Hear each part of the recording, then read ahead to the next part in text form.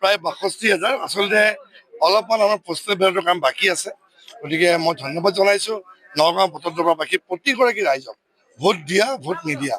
যে আপোনালোকে যি বিশ্বাস ৰূপকৰ্মাৰ ওপৰত কৰিলে তৃতীয়বাৰৰ কাৰণে নিশ্চয় মোৰ দায়িত্ব বাঢ়িলে আৰু বহুত কৰিবলগীয়া আছে নগাঁও ভোটৰদবা সমষ্টিত যোৱা সময়ছোৱাত প্ৰতিটো দিন প্ৰতিটো মুহূৰ্ত ৰাইজৰ কাৰণে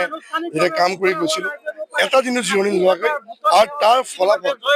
ফল ইতিমধ্যে পাইছো আৰু মই আশা কৰিছো যে এই ধৰণৰ যি মৰম আৰু আশীৰ্বাদ মই কেতিয়াও পাহৰিব নোৱাৰো মই ধন্যবাদ জনাইছো যে বিজেপিৰ নিচিনা এটা বৃহৎ দলে তৃতীয়বাৰৰ কাৰণে প্ৰাৰ্থিত্ব প্ৰদান কৰিছে এটা বিশ্বাসত ৰাখি আৰু সেই বিশ্বাস নগাঁওবাসী ৰাইজে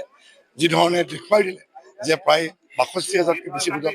ইতিমধ্যে আমাৰ জয়লাভ কৰোৱাই যদিও ইতিমধ্যে ফলাফল যিটো অফিচিয়েলি বাকী আছে তথাপি ইতিমধ্যে আমাৰ প্ৰায় গণনা শেষ হৈছে গতিকে মই ধন্যবাদ জনাইছো কেন্দ্ৰীয় নেতৃত্ব অসমৰ মাননীয় মুখ্যমন্ত্ৰী ডক্টৰ হিমন্ত বিশ্ব শৰ্মা ডাঙৰীয়া ৰাজ্যিক সভাপতি দিলীপ শইকীয়া ডাঙৰীয়াকে প্ৰত্যেকগৰাকী আমি নেতৃস্থানীয় ব্যক্তি আৰু আটাইতকৈ মোৰ সেৱাৰ থলী নগাঁও ভোটৰদবাসী ৰাইজ আপোনালোকে মোক যথেষ্ট মৰম দিছে আশীৰ্বাদ দিছে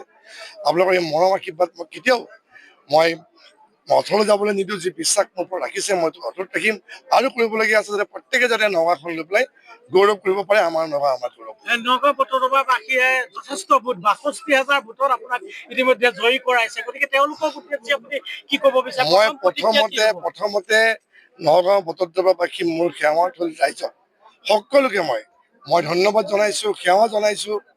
আপোনালোকে যি ধৰণে মোক মৰম আশীৰ্বাদ দিছে মই কেতিয়াও পাহৰিব নোৱাৰো যি বিশ্বাস আপোনালোকে মোৰ ওপৰত ৰাখিছে মই সেইখনে মই পালন কৰিম যি ধৰণে যোৱা সময়ছোৱাত প্ৰতিটো দিন প্ৰতিটো মুহূৰ্ত ৰাইজৰ মাজত আছিলো আৰু আগন্তুক সময়তো আপোনালোকৰ মাজত থাকি মই কাম কৰি যাম আৰু তাৰে চাগে এটা ফল পাইছো কাৰণ মই এটা দিনো কেতিয়াও জিৰণি নলওঁ প্ৰতিটো মুহূৰ্ত ৰাইজৰ লগত থাকো ৰাইজৰ কাৰণে কাম কৰো কেতিয়াবা যদি ৰাতি শুওঁতেও কেৱল এটাই চিন্তা কৰো যে আৰু কি কৰিব পাৰি নগাঁওখন আৰু কেনেকৈ আগবঢ়াই নিব পাৰি আৰু সেই ধৰণে নগাঁওখন আগবঢ়াই নিছো নগাঁওখন যাতে সকলোৱে যাতে গৌৰৱ কৰিব পাৰে আমাৰ নগাঁও আমাৰ গৌৰৱ তাৰ ফলস্বৰূপে প্ৰতিটো মুহূৰ্ত জানে আপোনালোকে প্ৰথমবাৰ নিৰ্বাচন খেলাৰ পৰা তৃতীয়বাৰ সদায় উন্নয়নে আমাৰ লক্ষ্য প্ৰগতি আমাৰ পথ আৰু উন্নয়নৰ যি ধাৰা এই ধাৰা আমাৰ অটুট থাকিব আগবঢ়াই নিম আৰু পুনৰবাৰ কৈছো যে আমি যিমান পাৰো নগাঁওখন অসমৰ ভিতৰত আমি যিমান পাৰো আগুৱাই নিব বিজেপি চাওক যোৱা সময়ছোৱাত মাননীয় মুখ্যমন্ত্ৰী ডক্টৰ হিমন্ত বিশ্ব শৰ্মা ডাঙৰীয়াই তেওঁৰ নেতৃত্বত ৫টা বছৰত যিমানখিনি কাম কৰিলে উন্নয়নমূলক কামেই হওক আঁচনিৰ পৰা আৰম্ভ কৰি প্ৰতিটো মুহূৰ্তত যিমানখিনি কষ্ট কৰিলে আমি দেখা পাইছো যে মুখ্যমন্ত্ৰী মহোদয়েও ৫টা বছৰত কিন্তু এটা দিনো জিৰণি নলগাই কেৱল ৰাইজৰ কাৰণে উৎসৰ্গিত কৰিছে আৰু তাৰ আজি ফল অসমত দেখা পাইছো এটা অভূতপূৰ্ব সঁহাৰি আৰু মই ভাবো ৰাইজে যিধৰণে আমাক আশীৰ্বাদ দিছে সেই আশীৰ্বাদ সদায় অটুট থাকিব বিজেপি চৰকাৰ NDA চৰকাৰ হ'ল আৰু অসমখন আমি আগুৱাই নিব যাতে ভাৰতবৰ্ষৰ ভিতৰত প্ৰথম ৩খন ৰাজ্যৰ ভিতৰত অসমক আমি প্ৰতিষ্ঠা কৰিব পাৰোঁ নগাঁৱৰ ভোটৰদবাৰ কাৰণে আৰু নতুন কেনেধৰণৰ মই